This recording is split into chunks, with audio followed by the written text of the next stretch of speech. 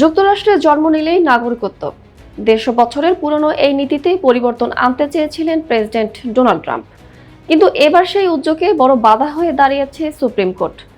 ৬-৩ ভোটের রায়ে আদালত ট্রাম্পের নির্বাহী আদেশ বাতিল করে দিয়েছে।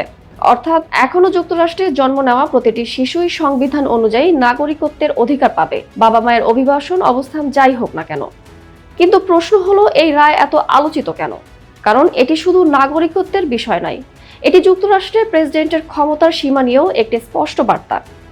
ট্রাম্প চেয়েছিলেন অবৈধ অভিবাসন নিরুৎসাহিত করতে, জন্মসূত্রে নাগরিকত্বের পথ বন্ধ করতে। কিন্তু সুপ্রিম কোর্ট বলেছে, সংবিধানে নিশ্চিত করা অধিকার কোনো প্রেসিডেন্ট এককভাবে নির্বাহী আদেশ দিয়ে বাতিল করতে পারেন না। এই রায়ের ফলে ট্রাম্পের অভিবাসন নীতিতে বড় ধাক্কা লাগলেও বিতর্ক এখানেই শেষ নয়।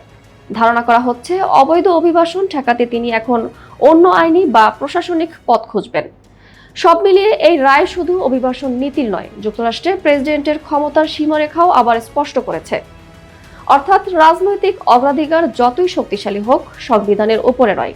এটাই সুপ্রিম কোর্টের সবচেয়ে বড় বার্তা।